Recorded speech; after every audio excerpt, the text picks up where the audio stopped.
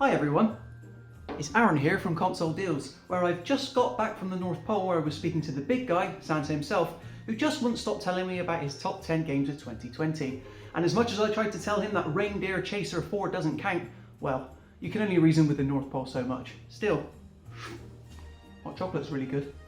So I thought what I'd do instead is take you through the official Console Deals top 10 games of 2020, ranking down the best of the best during a year where, let's be honest, we needed video games the most.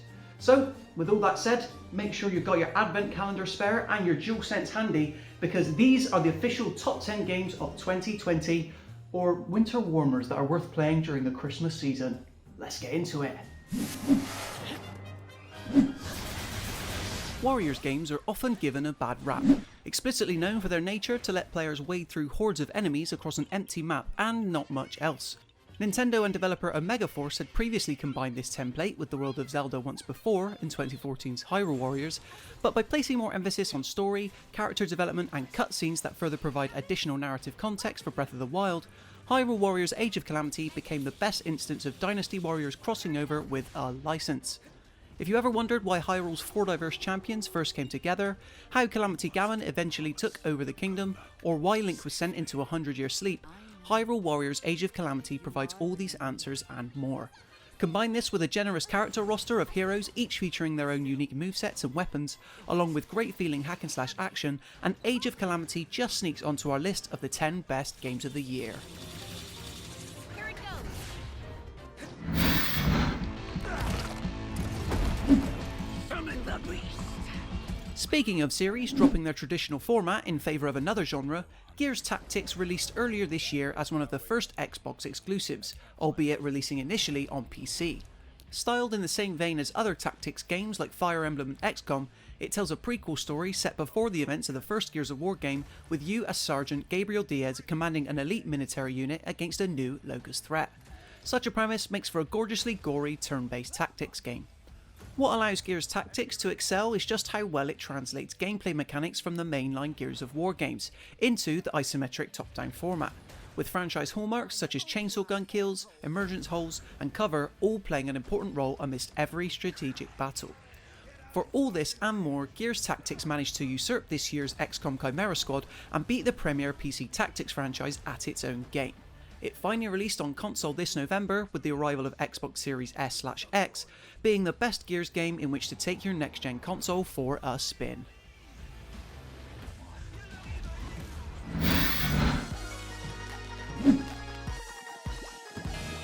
When most of us were locked up indoors looking for a way to connect with other people, what we didn't see coming was that this human connection would be provided by a game show style multiplayer game featuring colourful beans. Before a certain other game centred on bean protagonists arrive, Fall Guys delivered online social hilarity in spades, casting you and 59 others to make it from one end of the stage to the other while avoiding all manner of pesky obstacles. Awkward controls had been used various times before by games in the pursuit of being funny, but by pitting you against other people and mixing in Takeshi's Castle with the Battle Royale genre, it was a guaranteed good time. Popularity around Fall Guys may have since died down a bit, but seasonal events, limited time outfits, and new game types always ensures there's something fresh to see when you next dive in. The fact it was initially released for free to PlayStation Plus subscribers is the icing on the cake.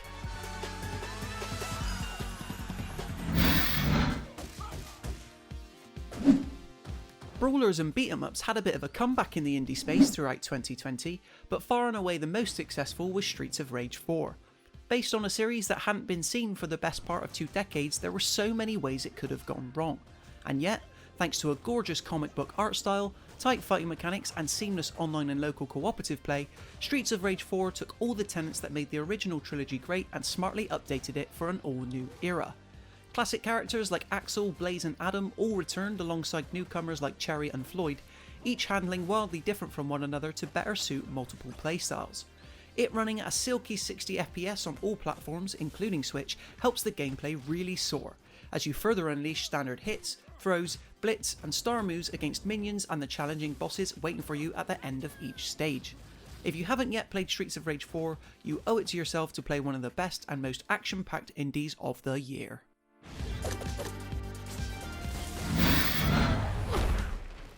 Your You're literally all we've got. Ubisoft seemingly took the arrival of next-gen consoles almost as a personal attack, wanting to prove how new and shiny its games could look by releasing not one, not two, but three massive open-world games at the end of the year. All each have their own merits, but it was Immortals Fenyx Rising that came as the biggest surprise, setting you off within a colourful world packed with fun puzzles to overcome, charming humour to back up the action, and the constant feeling of progression. Sure, the comparisons to Breath of the Wild were always inevitable, but it also finds room to stand apart. Immortals Fenyx Rising might not pack in the mystery seen in Nintendo's 2017 modern classic, but what it lacks in ambiguity it more than makes up for with the ability to climb anything and go anywhere. Throw in a beautiful Pixar-like art style and you have an ideal open world adventure set to appeal for every member of the family. Ubisoft took a risk by releasing a new IP alongside its Watch Dogs and Assassin's Creed juggernauts, but this enchanting world of Greek gods and monsters is simply a joy to be in and explore. 1,000 forges guide your way.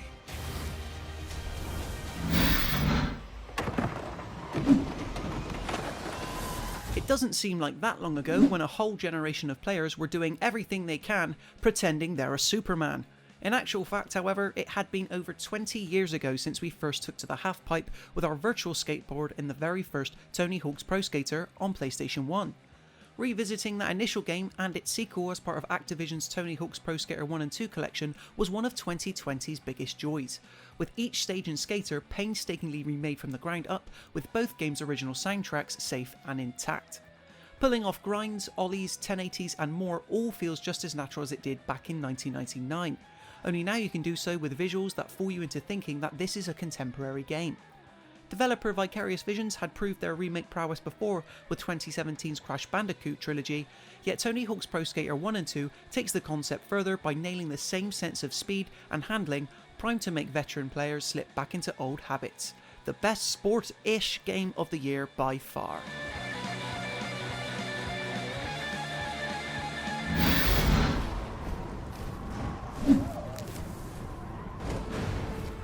Another game to release early on in 2020, Ori and the Will of the Wisps was initially an Xbox console exclusive before eventually also arriving on Nintendo Switch.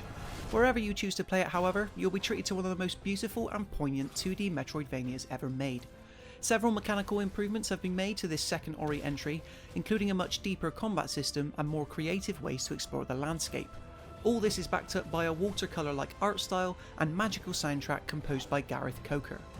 Absolutely no knowledge of the first game is needed to jump directly into Will of the Wisps, meaning there's absolutely no excuse to get lost within this map littered with natural environments.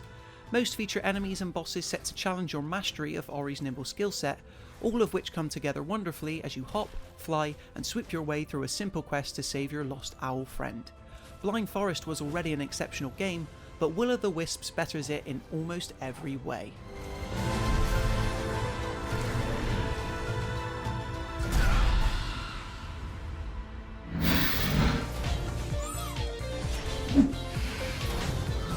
When picking up a next-gen console, you're always looking for that one showcase game expertly positioned to demonstrate what the new hardware is capable of. Astro's Playroom turned out to be exactly that, being an old-school 3D platformer guiding you through the entire history of PlayStation in one bite-sized 4-hour experience. It's been likened to certain Super Mario games for how well it handles platforming and exploration, and this is high praise well earned. Astro himself feels great to control, not least due to the amazing haptic feedback available on the PS5's new DualSense controller. The gamepad vibrates with the pitter-patter of each step on sand, and firing a bow and arrow feels great thanks to the additional trigger tension. Features like this bring you closer to the experience than few other modern 3D platformers can. It might just end up being a fad, and only time will tell how other developers will use these possibilities, yet for now, Astro's Playroom is a good enough reason to pick up a PlayStation 5.